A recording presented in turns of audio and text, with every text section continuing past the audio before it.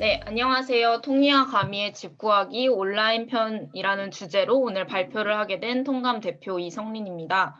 본격적인 발표에 앞서 통감 소개 먼저 간단하게 드리겠습니다. 저희 통감은 경쾌한 행동형 프로젝트로 사회 문제에 목소리를 내는 청년 비영리 단체입니다. 50명의 활동 회원들과 비활동 회원을 포함하여 약 140명의 청년들로 구성되어 있고 1년에 한두 가지 정도의 주제를 정해 아동학대 예방, 플라스틱 빨대 사용 지양, 청년 정신건강, 청년 주거 등을 주제로 플래시몹, 챌린지, 게임 체험형 행사, 토크 콘서트 등 다양한 방식을 활용하여 활동하고 있습니다. 2020년의 통감은 청년 주거를 주제로 살만한가 프로젝트를 진행했습니다. 살만한가 프로젝트는 우리들의 주거 문제의 현주소는 어디인가에 대해 논의하고 주거 문제에 대한 인식을 제고하여 어려움을 겪는 청년들에게 도움을 주고자 기획된 프로젝트인데요. 구성하는 사업들은 크게 다음과 같습니다. 첫 번째는 청년주거 DB 구축 및 주거백서 제작입니다. 4, 50명 정도의 청년들을 대상으로 한 인터뷰 사례들을 토대로 통감 블로그에 청년주거 DB를 구축했으며 여기에 설문조사와 전문가 인터뷰, 자문 및 기타 자료들을 더하여 청년들을 위한 주거백서 주거환경편, 주거정책편, 주거권편 총 3권을 제작했습니다. 두 번째는 토크 콘서트 진행입니다. 온라인 구글 폼을 통해 미리 청년주거 사연을 받은 뒤 청년주거 협동조합 이사장님과 자치 유튜버분을 초대하여 함께 청년주거에 대해 알아보고 고민 상담을 해주는 토크 콘서트를 진행했습니다. 세 번째는 체험형 행사입니다. 가상의 집을 탐색하는 체험형 행사를 통해 최저 주거 기준과 청년 주거에 대해 함께 고민하는 기회를 만들고자 기획하게 되었습니다. 마지막으로 뉴스레터, 영상 등 컨텐츠 제작입니다. 청년주거 인터뷰 영상, 주거 유형 검사 영상, 뉴스레터 등의 컨텐츠를 배포하여 파급력을 높이고 더 다양한 주제들을 다루고자 했습니다. 통감은 기존에도 오프라인과 온라인 활동을 병행해 오긴 했지만 오프라인 체험 부스를 설치하는 등의 행사 위주로 전체적인 일정이 정해지는 경향을 가지고 있었습니다. 그러나 코로나로 인해 올 한 해 동안의 프로젝트가 초기 계획과 많은 부분 달라지게 되었습니다. 하여 다음으로 온라인으로 전환된 행사 크게 3가지를 어떻게 전환했는지, 장단점은 무엇이었는지에 대해 설명하겠습니다.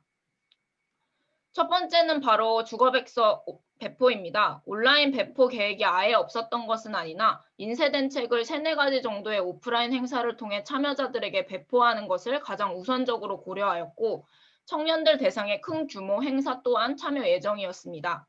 하지만 온라인 행사를 위한 대관이 계속 취소되었고 만약 대관이 성공한다고 해도 코로나19 상황에서 참여자들에게 참여를 독려하는 것도 무리가 있을 것으로 판단하였습니다.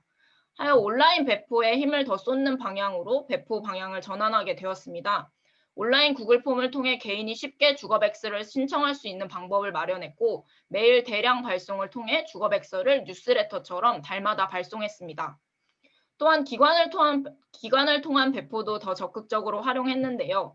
청년주거 관련 각 기관 홈페이지 방문자들이 주거백서 PDF 파일을 다운받을 수 있도록 협업을 요청했고 기관을 직접 방문하는 사람들은 인쇄된 책을 읽을 수 있도록 실물책 총 723권을 배포했습니다. 그 결과 주로 오프라인 행사를 통해 청년들을 만나왔던 통감이 닿을 수 없었던 이들에게까지 주거백서를 전달할 수 있었습니다. 하지만 온라인 PDF 파일로서의 주거백서를 꼼꼼히 읽는 것에는 약간의 한계가 있을 것으로 예상되어 기간 외에 개인들에게 실물책을 배포하지 못한 것에 대한 약간의 아쉬움이 남습니다. 두 번째는 토크 콘서트 슬기로운 주거 상담소입니다. 기존 계획에 따르면 강연자들의 강연 외에도 오프라인 토크 콘서트를 찾아온 청년들이 직접 만나 교류하며 주거에 대한 생각을 나누고 가능하다면 청년들 간의 주거 네트워크 형성까지 바라고 있었습니다. 하지만 이 또한 코로나19로 인해 오프라인 개최 자체가 어려운 상황이었습니다. 하여 온라인 라이브 스트리밍 방식을 이용하여 토크 콘서트를 송출하기로 했습니다. 온라인을 통해 청년들의 다양한 주거 환경에 관련된 사연을 미리 수집하였고 토크 콘서트 도중에 올라오는 실시간 댓글을 통해 청년들과 소통하고자 노력했습니다.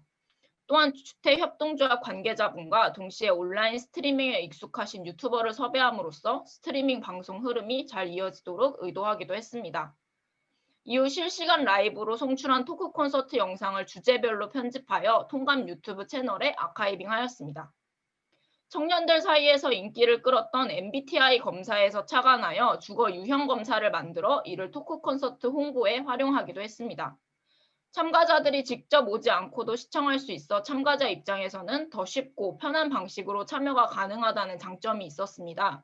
하지만 저희가 기존에 계획했던 청년 참가자들 간의 소통보다는 패널과 참가자 간의 상담 위주로 이루어질 수밖에 없는 상황이 다소 아쉬웠습니다. 마지막은 온라인 행사 집다운집 최저 주거 기준입니다. 기존에는 살만한가 프로젝트의 마무리 행사로서 오프라인 행사를 크게 열어 청년 주거 문제에 대한 전 세대적인 소통과 공감을 이끌어낼 계획이었습니다. 하지만 이 또한 오프라인 참가자 모집 및 행사 일정 확정에 어려움이 있어 온라인으로 전환하게 되었습니다. 온라인으로 전환함에 따라 예산에 알맞은 행사 형태를 먼저 결정하게 되었습니다. 이후 결정된 플랫폼을 통해 구현해낼 수 있는 최적의 주제에 대해 재논의를 거쳤고 집다운집 최저 주거 기준이라는 인터랙티브 페이지를 제작할 수 있었습니다. 참가자가 직접 이것저것 클릭해보며 열악한 현행 최저 주거 기준을 실감할 수 있도록 구성하였고 이후 최저 주거 기준에 대한 관심을 환기하는 글을 삽입하였습니다. 참여 독려를 위해 페이지 맨 마지막 부분에 각자가 살고 싶은 집의 모습들을 카테고리화하여 첨부하였고 이를 캡처하여 SNS로 인증 시 자취용품을 상품으로 전달하였습니다. 온라인으로 행사를 전환함에 따라 최저 주거 기준에 대해 보다 많은 정보를 전달할 수 있었고 무엇이든 구현 가능하다는 장점이 있었습니다. 하지만 오프라인으로 진행하였을 경우에는 길거리를 지나다니는 불특정 다수의 참가를 독려할 수 있지만 온라인 행사의 경우 이 주제에 대해 관심이 없는 사람들의 참여는 이끌어내기 어렵다는 단점이 있었습니다. 이상으로 통이와 가미의 집 구하기 온라인 편 발표를 마치겠습니다. 감사합니다.